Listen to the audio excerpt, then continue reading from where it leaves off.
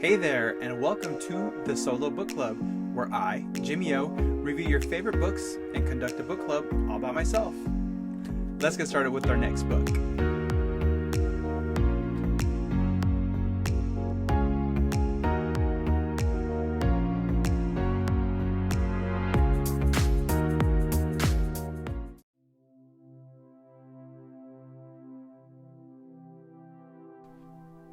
Alright, for today's book club, we are going to read and review a separate piece by John Knowles. So this book starts off with Gene Forrester, who is our main character. He's a man in his 30s, and after 15 years, he's returning to his prep school that he attended when he was a teenager. The name of the school is the Devon School, which is located in New Hampshire.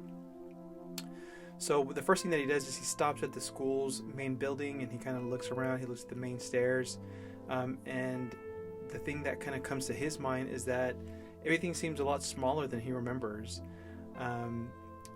And though he knows that even that these things have stayed the same, he realizes that he's the one who's been changing. Then he walks across campus to look at a large tree that he's familiar with by the river, and once again he is just shocked that this tree that played such a vital role in his life, that it's a lot smaller and insignificant than he remembered, and it makes him feel happy to be back there at Devon, to realize that he has grown some since his days there, in spite of the things that he went through as a teenager. So we flash back to when Gene was in high school, and he was about to start his senior year. It's actually the summer before his senior year, which is back in 1942. As we know, World War II was going on at this time frame, and basically he's just a high school kid before his senior year, and he's kind of got the mindset of that high school kid. There's really not a war going on as far as he's concerned, because it's across the ocean, it's not around them, so they kind of see things with a much sunnier disposition. So Gene has a roommate who is very athletic, and obviously since it's summertime, the entire school isn't in session. It's just a small group of people. So he ends up rooming with this guy named Finney, who is very athletic, and super duper carefree, which is one of the things that Gene likes about him. One day, Finney and Gene and some of the other students are hanging out by a big tree by the river. And normally what this tree is used for is for physical training for the students that are going to end up in the military. So part of that training involves the students who are training to climb up the tree and jump into the river. But because Finney is so adventurous, he says that he's going to get up on this tree and jump off of it into the river, and of course Gene, who's his best friend, ends up following, even though he's really scared. So they end up both jumping off the tree and into the river, and over the summer this becomes something that they keep doing over and over again, because they formed a club, and that's one of the things that they have to do when they're in the club. They have to climb up the tree and jump into the river. So not that they have to do this on a regular basis. Gene realizes that he's scared, but he has his buddy with him, and he kind of has to do it because he doesn't want to look like a scaredy cat. And of course he becomes more comfortable doing it. The summer goes on. Gene and Finney end up growing a lot closer to each other, but along with that they end up becoming really good friends, but also they see each other as rivals in a way, which is one of those things that tends to happen even in real life. So Finney is really athletic, Gene is really smart, and it seems to Gene that Finney is trying to distract Gene from his from his studies. And every time that that something's going on, Finney brings up an activity that they can do. One day there's a really important trigonometry exam that Gene has to take, and Finney convinces Gene to slack off and for them to ride to the beach that's several hours away on their bikes and just spend the day at the beach.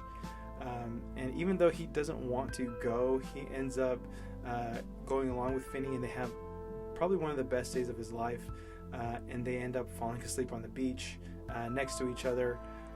And of course, Gene has to ride his bike all the way back to get to school to take his test, which he ends up failing.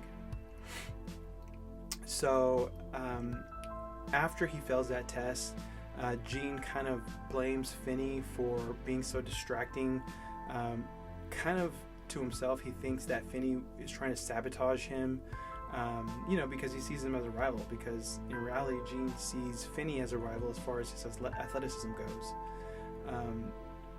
So whenever Finney tries to pull Gene away from his studies, on this one occasion, Gene gets really mad at him, and he's just so responsive, and it really surprises Finney that he is getting so upset with him. And he tells him, look, man, if you want to focus on your studies, then go for it. He basically tells Gene, if I, Finney, had the kind of brains that you had, I'd be focusing on school too. And that kind of shows Gene that maybe Finney isn't really as much of a rival as he thought. But then later on, he starts to think, okay, well, maybe Finney doesn't think that he's good enough to be a rival. So either way, one day he tells Gene, let's go up to the tree and jump off, even though Gene is trying to study. So in spite of the fact that he thinks that maybe Finney thinks that he's too good, he ends up following him. So they walk up onto the tree where they're going to do a double jump together, Finney and Gene. And of course, one of their schoolmates is nearby. His name is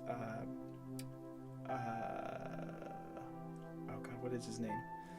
His name is Leper. So Leper is nearby, and he's watching them kind of in the distance. It's really dark out, but either way, the two boys are climbing up, and just as Finney walks onto the branch, Gene holds on to the trunk and starts to bounce. And what that does is that causes Finney to lose his balance, and he falls off the tree, and he falls and breaks his leg, and that ends his athletic career. So later on, Finney is at the nurse's office. He's being seen by a doctor, and Gene's kind of trying to see whether or not Finney suspects that he was the one who purposely bounced to make him fall. I mean, I don't think Gene's intention was to make him fall. I think his intention was to embarrass him, but in the end, Finney ended up falling and breaking his leg. And when they're at the infirmary, at first he does say, okay, maybe it might have been your fault, but then he apologizes and says, no, look, it's so stupid for me to think that my best friend is trying to hurt me. So after that, Gene feels like a lot of guilt, and he wants to tell Finney the truth, but something always happens where he's not able to get it out. And then after that, Finney is sent home to away from the school, and the summer classes end. So after that, Gene has to go to his own house, which is in Virginia, and he goes for the rest of the summer. And on his way back to Devon to the prep school, he stops over at Finney's house, and he confesses that he is responsible for bouncing and for causing Finney to fall. But Finney doesn't believe him.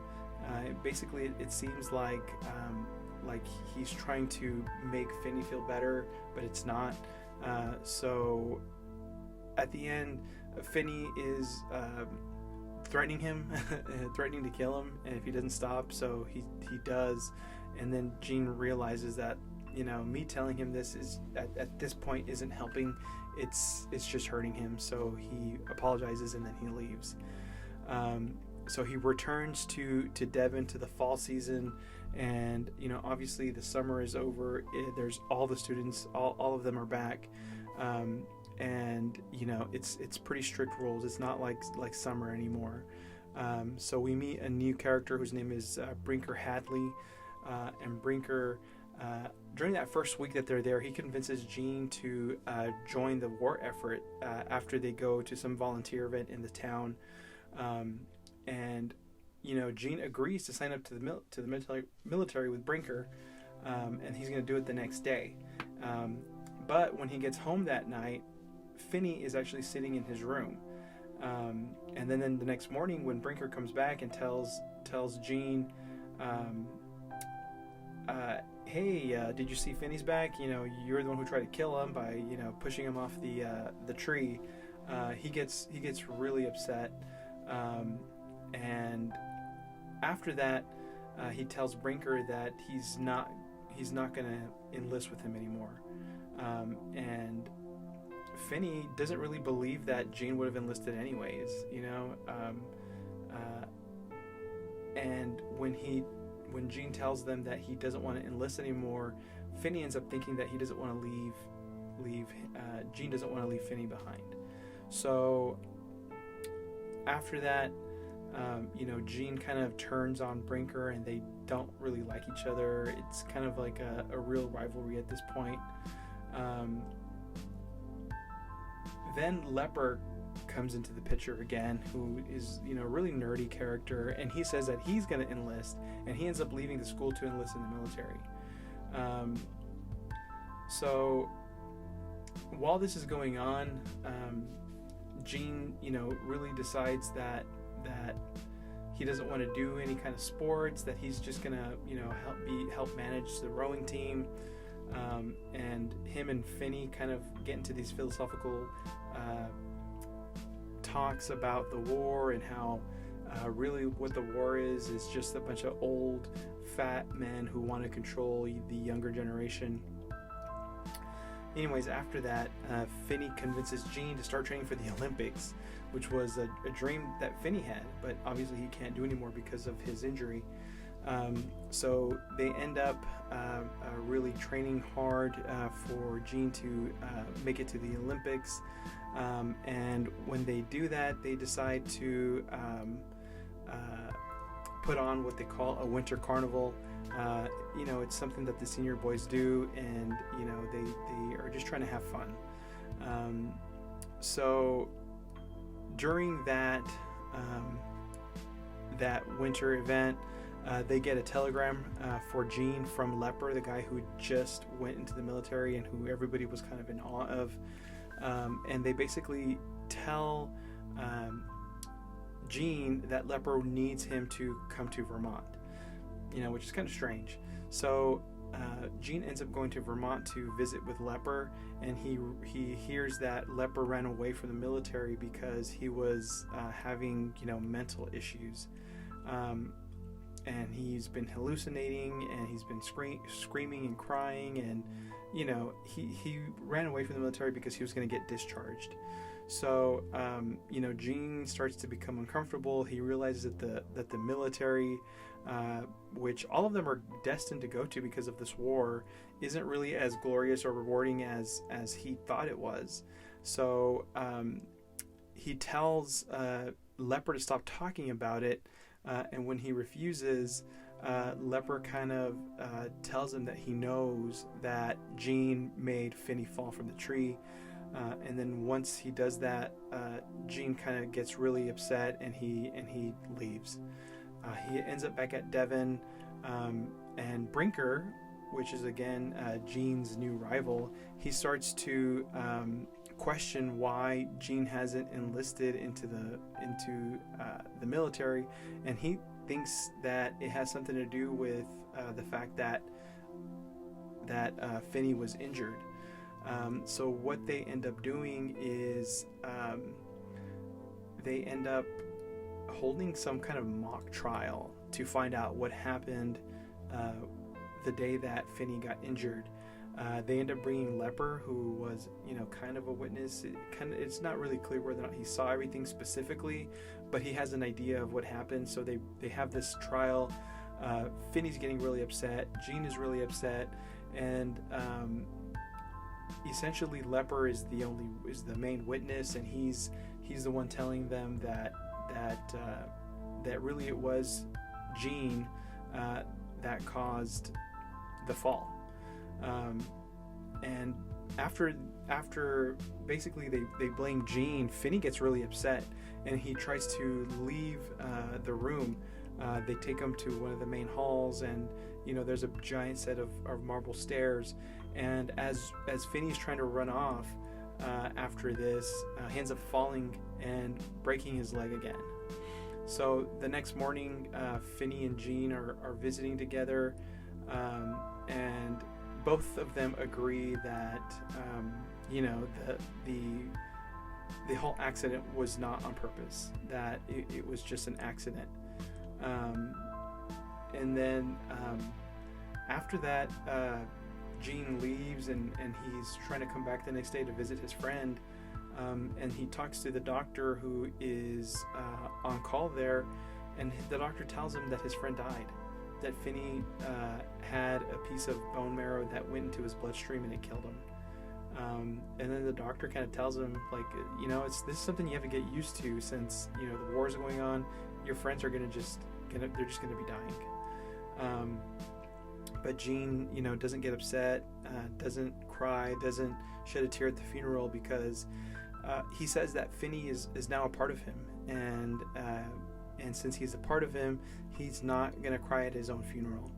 So after Finney's death, everyone graduates and everybody enlists into the safest branch of the military that they can. Jean doesn't see any action as far as the fighting goes, because then the war pretty much ends when it's time for them to be called up. And one of the things that he feels is that he fought his own war there at the school, and that he understands the hatred that a lot of men harbor in their heart. That's all the men except for Finney. And then that's where the book ends.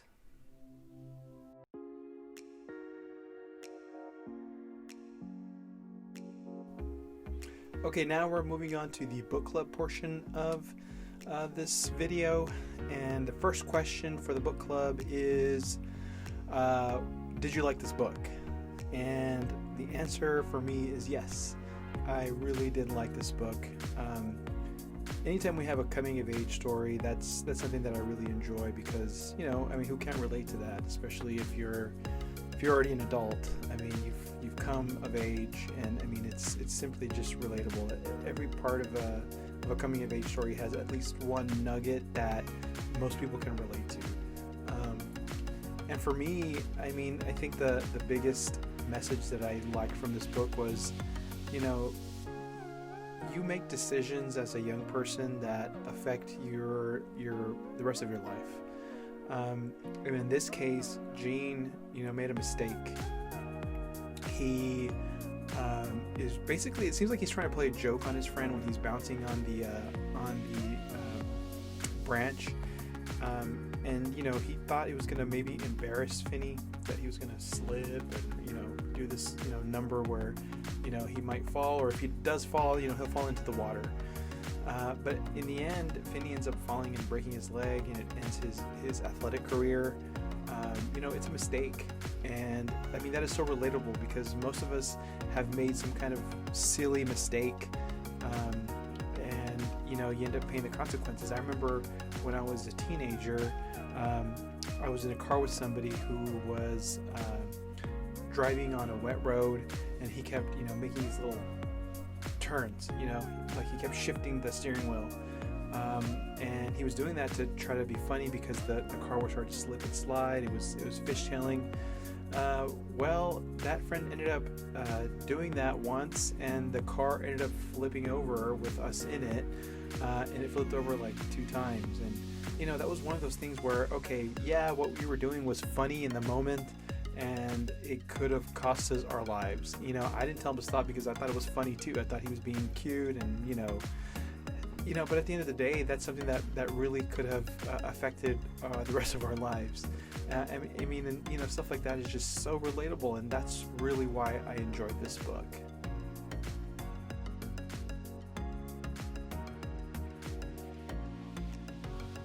Okay, the next question is, if you could ask anything of the author, what would you ask? Well, this is something that I actually have thought pretty closely about. And I thought I would ask the author, John Knowles, whether or not these characters had any kind of romantic inclination towards each other. Because there were some moments, especially when the guys were on the beach and they were alone, they ended up sleeping in each other's arms. And Finney ends up telling Jean that he's his best friend, and Jean doesn't respond. It was just so it just reminded me of a romantic relationship when one party tells the other I love you and the other one can't say it back. There's just so many elements that made it seem as if it could have been romantic. I did look this up. Apparently this has been a question that many people have wanted to know from this author, and the author responded, I think sometime in the early 2000s, that no, these characters did not have any kind of romantic inclination towards each other. If the characters did, then he would have written it that way. But he just didn't think that that they were really mature enough. They really don't talk about romance really much in the book. So it doesn't seem as if they really had much romantic inclinations any which way. And obviously we're in a much different time period than the book was. I think now anytime you have people around each other, everything is hypersexualized. But it was probably just a little bit different for them back then. So I guess the answer to my question was kind of answered. I'd still want to know a little more in depth about the thought process of what their actual relationship was and whether or not these guys loved each other, because I do think, even though there was nothing romantic about their relationship, that they did in fact love one another.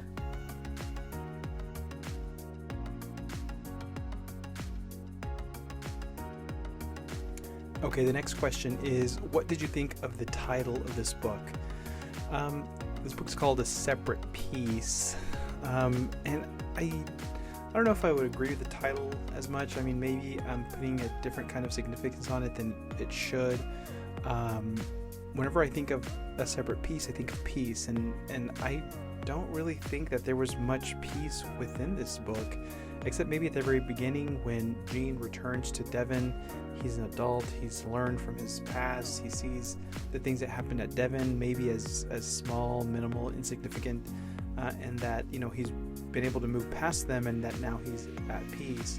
But that's really the only part where I thought there was any kind of peace involved, because the fact of the matter is that there's a war going on. There is no peace when you're at war. Everybody was worried about having to deal with this war. Even though they try to ignore the fact that the war is going on, they try to live as young teenagers and have fun before they have to go on. But at the end of the day, that they know that they're going to have to, and that they might end up dead. So that's one aspect of it. Also, the fact that Jean is somewhat responsible for causing his friend's death. I don't know if I would be able to be at peace with that forever. Obviously, when you're an adult, you kind of have to forgive and forget, even if that's yourself. And that's pretty important. Some people have mentioned how maybe even Finney is at peace with the fact that he's not going to live his life as a maimed person, and he's not going to be able to be athletic anymore. But I would say 90% of the people who are in high school athletics, they're not going to be professional athletes, and they know that. So, at some point they're going to have to come to peace with that. But, it's not, to me, it doesn't make sense for, Finney to have died, and he's at peace with that because he's not going to be an athlete, because most of the time you don't end up doing what you wanted to do in high school. You end up doing something different, and that's okay. You learn to adapt, you learn to cope. Even people with disabilities, they end up living their lives. People who've been maimed, who lose an arm, lose a leg, lose their sight, lose their hearing, they're able to move on and live productive lives. So I don't think that Finney would have been any different. So I just didn't really get the title that much, and I maybe would have thought of a different one for it.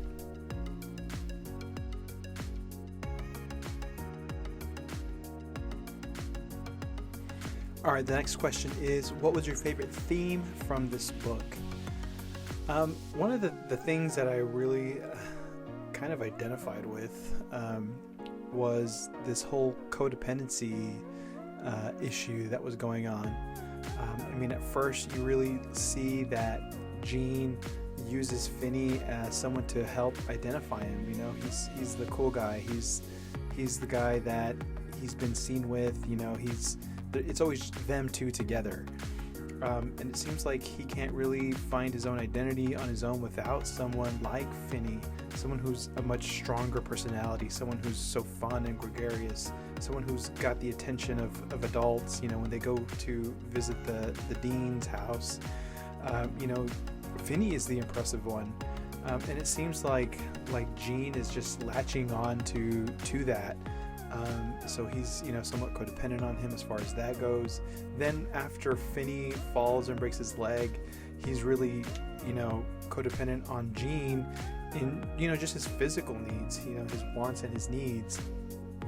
And then after that, you kind of see Finney trying to live vicariously through Gene when he's trying to train him to go to the Olympics, which is something that Finney wanted to do. But he no longer can do because he's been injured. So he ends up, depending on Gene to fulfill this dream of his. And sometimes I don't know if the author was trying to say that codependency is good or bad. I just know that I kind of have the same tendencies myself, and I really identified with that. That's something that you see sometimes in your own life, and when you see it in a book, you're kind of like, oh God, that's kind of the stuff that I go through as well. So, that was one of the themes that I really liked because I identified with it.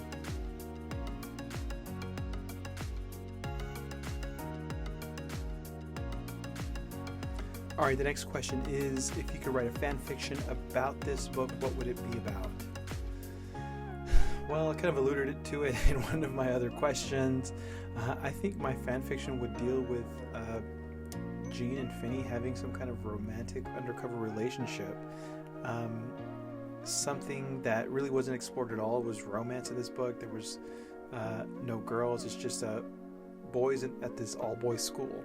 I thought it would be interesting to delve into a situation where they're in the 1940s, they're in love, and they end up in some kind of romantic situation.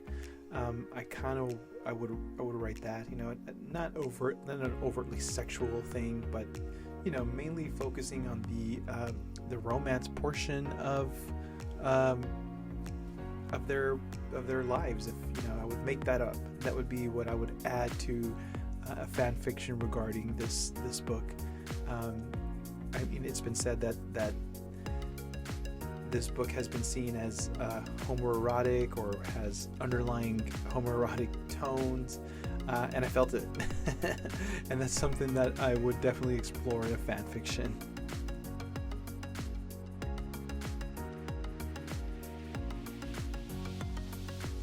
All right, moving on to the next question, which is, what did you think of the ending? The ending was rough for me. I did like it. I thought it was a satisfying ending. It was just sad. I didn't expect Finney to die. Not at all. I didn't expect that at all. I thought for some reason that they'd end up, fighting and hating each other, and maybe wondering years later what happened to this guy that used to be in high school with me. I never expected for Finney to end up dead. He was such a good character. I was really sad when I realized that he was gone. But as far as the book goes, I think it's pretty remarkable that that now Gene is going to have to live with the situation for the rest of his life, which is, it's something that is just so relatable. I mean, I mentioned it earlier, but stuff happens when you're young. Stuff happens when you are playing around, and it's just one of these things where it kind of shows that you have to live with the consequences. Yes, you might be able to push past them. Yes, you might be able to forgive and forget and move on. But at the end of the day, you still have to deal with those consequences and get to a position where you can forgive and forget. So I thought that was a pretty good ending. It's pretty marked in the fact that you do something and someone ends up dead. That's pretty impactful, and I did enjoy the ending, even though it was sad. It was a satisfying ending, that's all I have to say about that. Thank you so much for watching Solo Book Club with me, Jimmy O. If you enjoyed the video, please like and subscribe. As always, you're welcome to engage in the comment area. Let me know what you thought of the review. Let me know of any future books you want me to review on Solo Book Club with me, Jimmy O. And give me answers to the questions for the book club. I want to hear from you. As always, thank you to Ben Sound for the music. Mr. Sound, you're the best. And again, thank you for watching Solo Book Club with me, Jimmy O.